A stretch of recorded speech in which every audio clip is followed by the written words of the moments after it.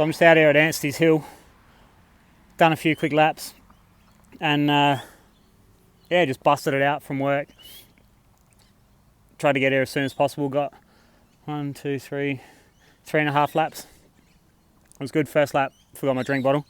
Anyway, rear shock, setting up your rear shock. So if you're having trouble or don't know how to go about altering your shock to get better performance, or scared you'll make things worse, whatever, we'll talk some basics. So we'll start at the very, very bottom, which will be air pressure and tokens. So a lot of shocks have just got air pressure, token, rebound. Some have got compression as well. Some have got lockout, like 3-position lock. Some have got independent compression. Some have got independent low speed and high speed compression. So it gets pretty technical. But let's talk about your spring. So your bike manufacturer and most shock manufacturers say about 30% sag. 25 to 30% most shock manufacturers. The shocks work best in that range. Most bike manufacturers say 30%. So let's say you've set your bike up 30% sag, and you're finding that it's real wallowy and sluggish, and it's not carrying speed. It doesn't feel like you got anything to push against, and your friends are getting away from you on anything flat, and just basic rolling speed, which is more. There's more factors in rolling speed, but if it feels like your bike doesn't carry speed, and your tyre pressure's good, and your tyre choice is okay, all of that stuff, there's a good chance that your spring's too soft. So if you're at 30%, you can't put 10 more PSI in it and go to 25% looking for that efficiency. You can, but it'll affect the way the bike handles, so it'll affect the geometry. So we won't do that to start with. We're at 30%. It feels sluggish, so you add a token. Pump it back up. It's not going to be the same air pressure. It's not going to be the same number, but it will be the same percentage. So you'll say you're at 150 PSI before. Now you put one token in, you'll probably be at 145 PSI to find that same amount of sag. So we'll aim for 30% sag. And when I say sag, I'm talking about sitting down on the bike sag, and gently sitting down on the bike, not bouncing into it and kind of haphazardly finding the spot. I'm talking about raise your sag ring up to the top, get onto the bike, have all your gear on, ever so slowly put all your weight onto the seat, and then eventually so you're tiptoes, and then you're completely off of the ground. You're not weighting in, you're not putting any extra load, you just your feet are like this on the ground, and eventually you just take them off. You're not going like that, you just take them off. So 30% again, ride it. If it feels, it'll feel a little bit more poppy, just incrementally more poppy, a little firmer, and it'll carry a little bit more speed. It'll be a little bit more to push against. Now you still, over the bumps and whatever, you got your rebound nice and fast, or relatively fast. You got your compression relatively light for now. Compression does make a difference. We'll talk about compression after, maybe in another video. But you're still finding it's a little bit soft. You've gotten more of what you want, but it's still a little soft. So we're going to have another token, or in the RockShox, in the Superlux, you can even go the Nardog, and then which opens up your avenue to put more tokens again in. So standard, you can put 3 in, most of the Superluxes, depending on whether it's a reactives, a little bit different, whatever, due to the space confines. But most of them, so with the Nardog, you can go from 3 standards to a Nardog, which is 2.5, the equivalent to 2.5, plus 2 more, which is 4.5 overall, which is what most of you will end up close to that with your Superlux, depending on the bike. Then you've got the Megneg to think about on the Superlux. But say you've got a Fox DPX2, you use different size tokens. So you can only fit one token in at a time in the DPS shocks and DPX2s and whatnot. The X2, you can put as many tokens in as they allow it. They're like these little clip-on bands. But anyway, you've got more of what you want, but you want a little bit more. So you got another token, and you find that you're at your 30% and you're a little bit too choppy. It's a little bit choppy. It's got a lot to push against. Everything's working well, and you're feeling like your bike's heaps faster, carrying more speed. Your fork plays a big part as well. Doesn't matter how good your rear shock is, if your fork's not great, you're going to suffer, and vice versa.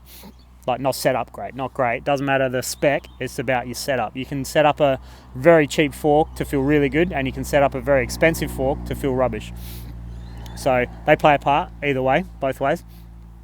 But let's say you're a little bit too choppy with that third token in. So what you're going to do is just play around with the pressure now, because you're really, really close to where you want to be. So you're going to go, you were at 30% and let's say you're at 140 PSI, or forget that number, let's just use it as a base, 140 PSI now. So you're at 150 with one token, you're at 145 with two tokens, and it was better but not great.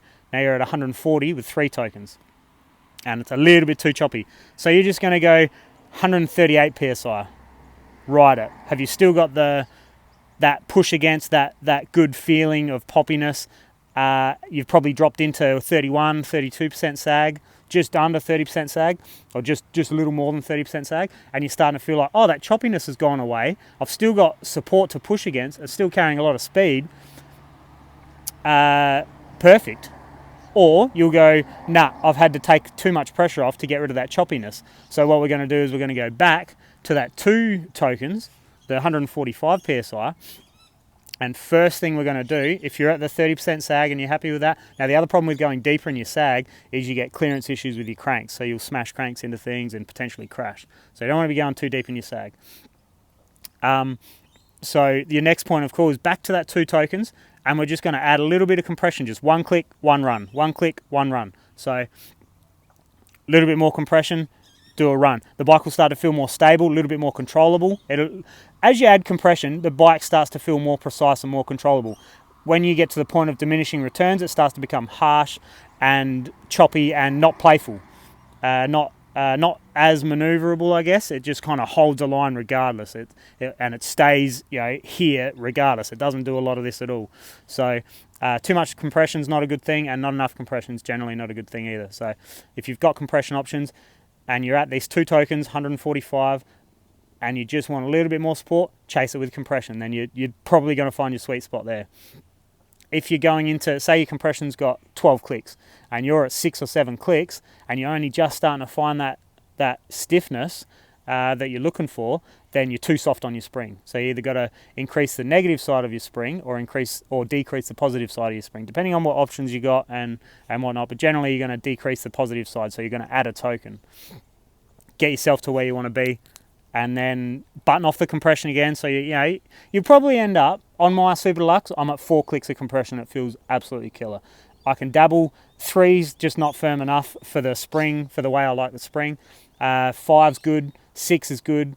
But on the choppier trails, it's just too planted and too firm and too whack. But it's perfect on flow trails. A little bit more compression. Sometimes I'll just flick it to mid, which is, adds a fair bit of compression, and I think it affects the rebound stroke as well.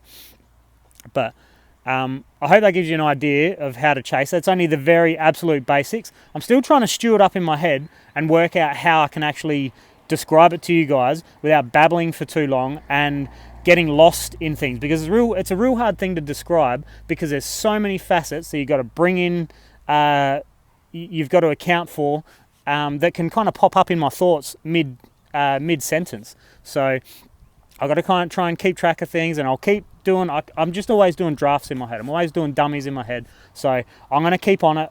I'm going to keep trying to pump them out and get as much knowledge to you guys as possible on how to set your bike up so you can enjoy your ride a bit more.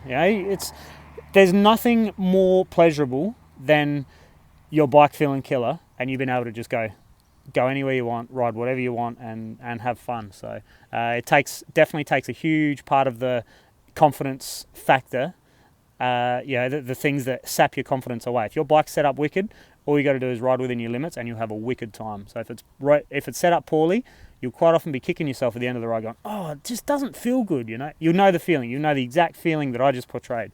Oh, it's just, there's something not right. These guys they look heaps smoother, or their bikes are heaps quieter, whatever.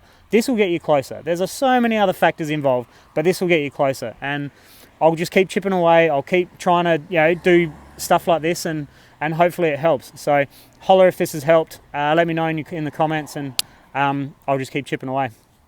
So best of luck.